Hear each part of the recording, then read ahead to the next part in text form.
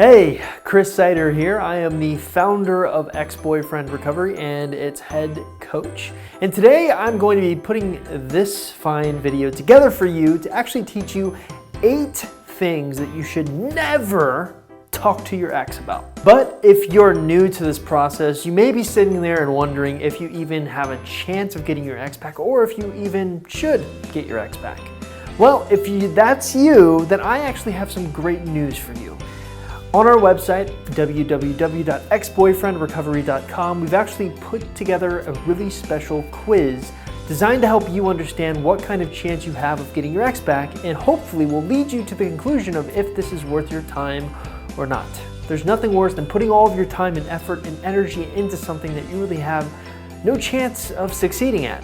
So if you want to take that quiz, again, it's a simple 2-minute quiz. All you have to do is go to our website or simply look in the description below this YouTube video. You're gonna find a link there.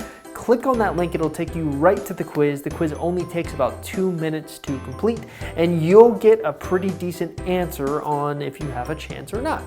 So with that in mind, let's begin. Thing number 1, make sure you do not ever beg for your ex back. It's very normal to feel heartbroken after a breakup, especially if you were the one who was broken up with.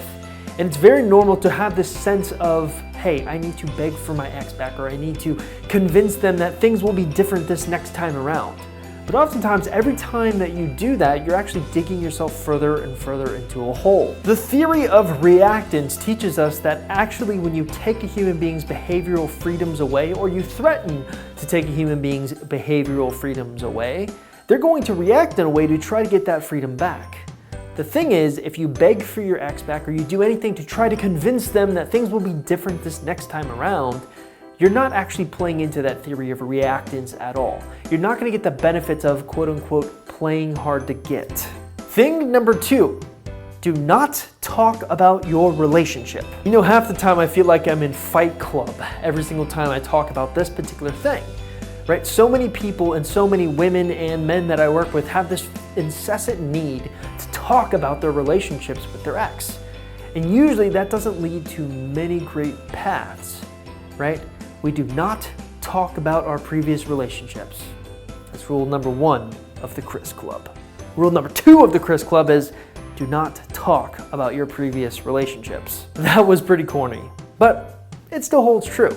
Every time you talk about your previous relationship, oftentimes you're only just reinforcing negative things. That's not what you want to do. Thing number 3, saying I love you when the time isn't right. You know, it's funny, I literally just filmed a YouTube video on this very subject. The subject of how do you tell your ex how you're feeling? How does that work? When do you tell them?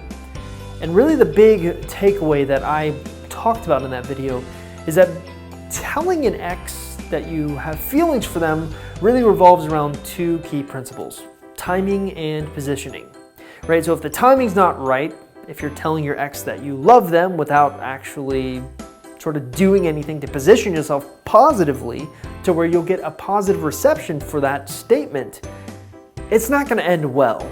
So make sure that if you do tell your ex that you love them, you've done all the necessary work that we talk about on our website or in our products. It'll really pay off. Sign number 4, saying happy birthday to them, especially during the no contact rule. The no contact rule states that you can't talk to your ex no matter what, except in a few situations. But for the basic person doing a no contact rule, you can't talk to your ex. And yet every time, one of the most asked questions that I get is, hey, my birthday is coming up, or my ex's birthday is coming up. I need to wish them happy birthday. It's rude not to wish them happy birthday.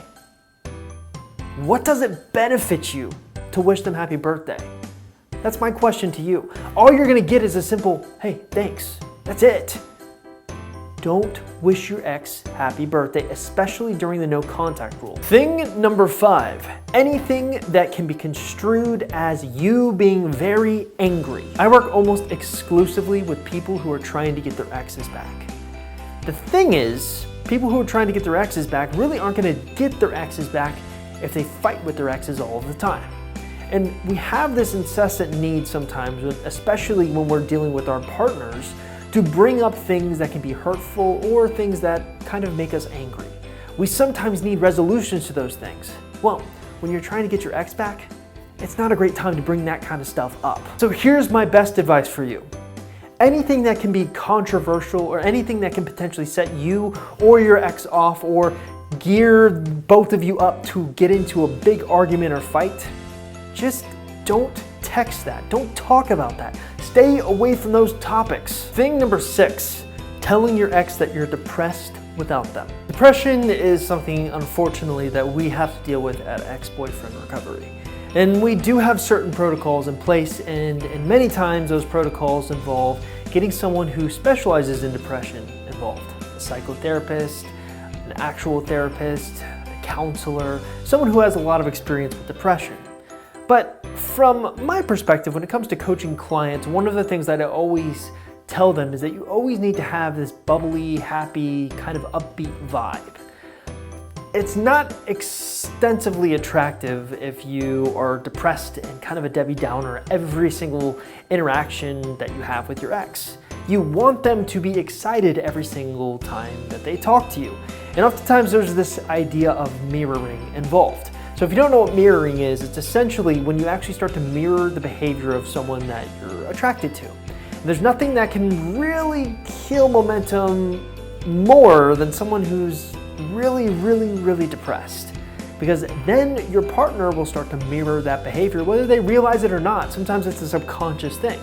So my advice to you is to do your best not to seem sad or depressed. Fake it till you make it.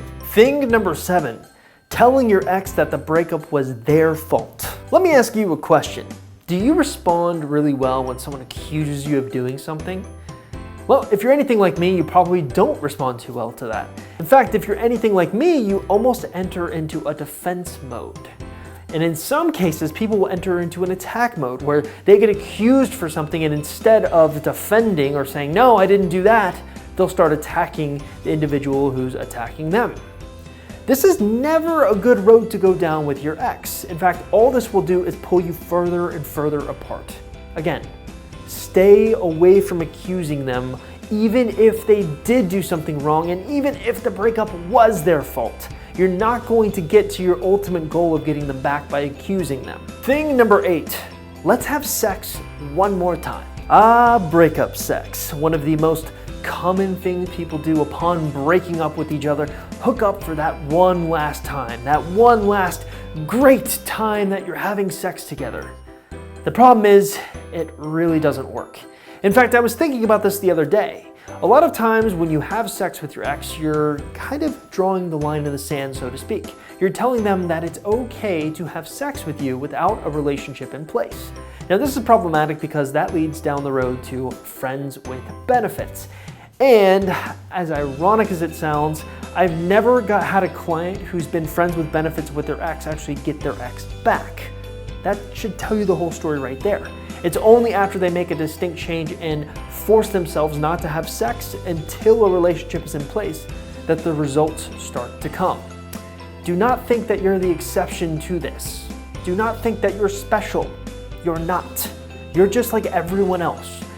Entering into a friends with benefits relationship with your ex is a bad idea. No matter what Hollywood will have you believe, it doesn't work. Hey, thank you so much for getting to the end of this video. Again, if you're having a lot of questions about how you should handle your ex, my best piece of advice for you is to actually stop by our website, www.exboyfriendrecovery.com. Now, if you're anything like me and you're watching videos, you're probably sitting there and thinking, I'll do that someday, but you'll never get around to doing it. I know I do that all the time. Well, if that's you, I'm just saying you should really take the initiative to do that, because a lot of the information that I'm covering here is a dumbed down version of the free articles that are on our website. And the articles are even more of a dumbed down version of what's in our products. So my recommendation to you is actually stop by our website and indoctrinate yourself into what we're teaching. I promise, if you do that, all of the information is there for you to be successful. I'll see you next time.